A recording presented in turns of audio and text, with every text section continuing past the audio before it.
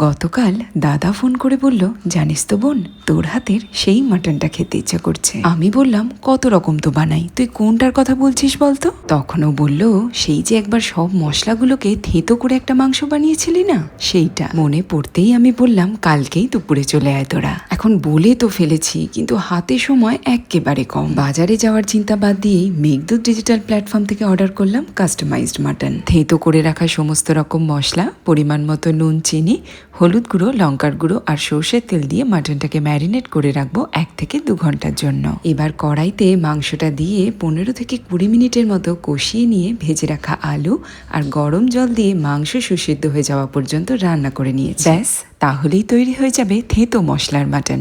এই মাটনটার সাথে খাওয়ার জন্য বানিয়েছিলাম নারকেলি পোলাও। মেঘদূতের থেকে আনিয়েছিলাম গোবিন্দভোগ চাল এবং ঘি মাখিয়ে চালটাকে রেখে দিয়েছিলাম 15 মিনিটের জন্য। একটা পাত্রে আরো কিছুটা ঘি গরম করে কাজু কিশমিশগুলো ভেজে তুলে রাখলাম।